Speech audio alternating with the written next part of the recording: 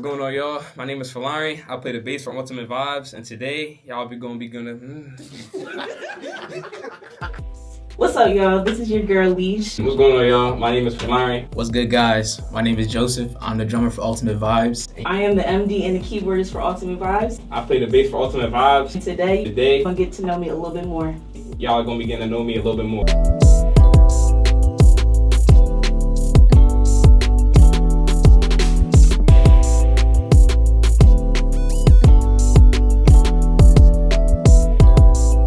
I started playing drums. And you know, as a drummer, you always have that cliche story of you playing drums from a young age, playing on pots and pans and stuff. So I always played from a young age, but the moment I started really taking it serious was probably around like 10 years old.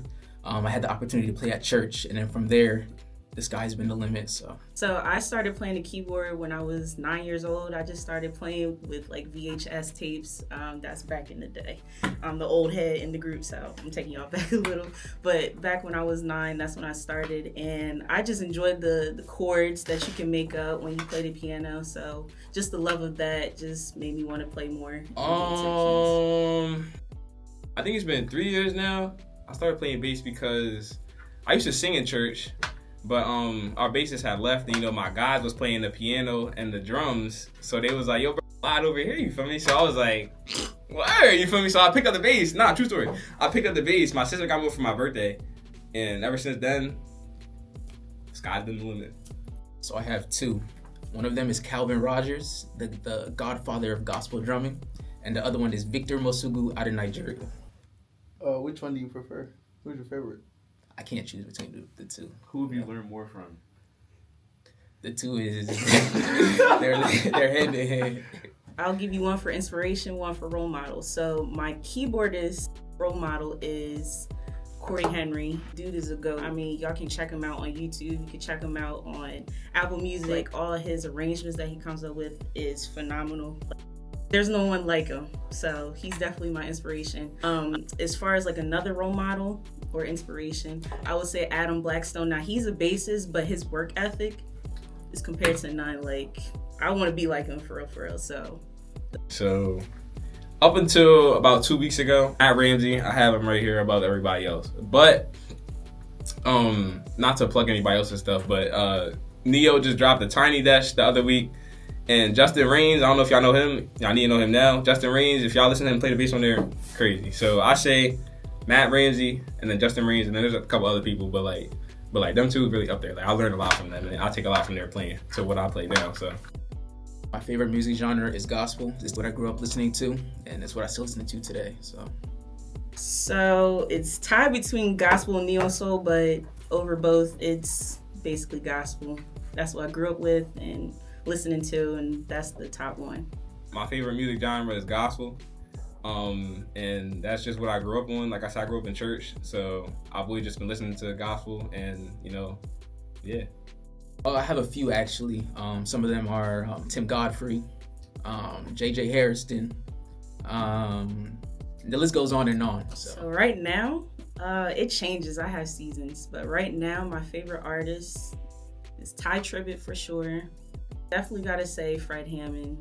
And then, like I said, because I grew up in the 90s, I gotta shout out to John P. Key. To this day, his band is just ridiculous. So those are my favorite artists. I say I don't really have a lot of favorite artists.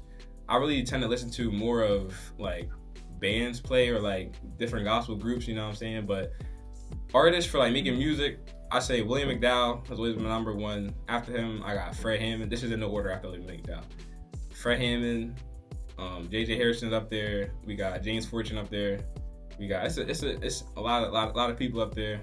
Israel Holman's up there, obviously. I mean, he's one of the GOATs. So I'm a Nigerian boy. I love me some egusi soup with nice pounded yam. All that, delicious. For the viewers back home, could you explain to us what egusi soup is? It's not going in the video, but. Okay, so I'm the American one out of the group, so I love pasta. That's my go-to. So any kind of pasta, just without cheese though. And I know that's gonna sound crazy, but yeah, pasta is my thing. What's your favorite African food? Egusi! with some jollof rice, my God, today, and make that thing spicy. You gotta make it right. Shout out to Emmanuel's mom. She makes the best. I'm gonna give you my favorite African and then favorite American food. My favorite African food, let me give you the dish. So we got jollof rice, then we got plantain, then we got chicken, and then if we feeling a little like real hungry, we can get another plate for real of pounded yam, egusi, and that's all you need for them. But yeah, and then my American, like I don't know, y'all make good chicken, fried chicken, y'all got it. So I say fried chicken and steak. Fried chicken and steak. I definitely play the bass guitar. The bass guitar, definitely still gets the people dancing and everything. And it's, it's a very nice instrument to want to learn. Yeah. Do you know any good bassists personally? No, not really. No. Except for Falario. Gotta say the bass. I mean, I already started playing it a little bit, and my guy over here, Lauren, he's a beast, so I'm trying to be like him, for real. But the bass, for sure. Funny story. When I was younger, I actually used to play the drums as well. Me and our other drummer, Fenwa.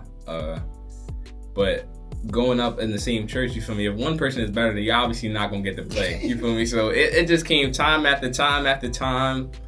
I gave up on that. But nah, the drums, like, I feel like I really be having some stuff in my head that, like, if I knew how to play it, I could really be one of them ones. But I say the drums on dreams.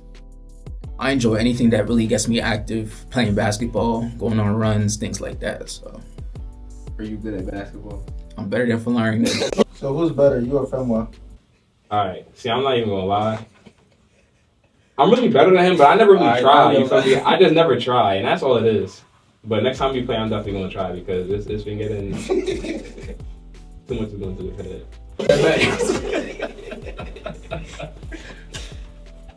Who's your favorite basketball player? My favorite basketball player is actually retired. Is Dwayne Wade. I love his athleticism, the way he plays, everything, his grit, all that. So I enjoy playing basketball. I don't know if there's a hobby, but eating food. What else do I enjoy? Driving. I really like driving. You feel me? Like if you hit me up, if you was my man and like you just hit me up and was like, yo, bro, going to drive. I'm going to drive, and I'll be 100% happy with you, bro. Like I really love driving. So I like to hang out with my friends. I like to travel. That's definitely one of my things I love to do. So friends and traveling. So number one would be my tuning key. Tuning your drums are very essential. Without tuning your drums, you'll sound terrible. You wouldn't enjoy yourself. The list goes on and on. So tuning your drums, you got to do that, John. Number two, bottle of water. As a drummer, you're always putting in a bunch of energy. You're always sweating, all that. So having a bottle of water definitely gets you through your gig, hydrated and ready to go. So number three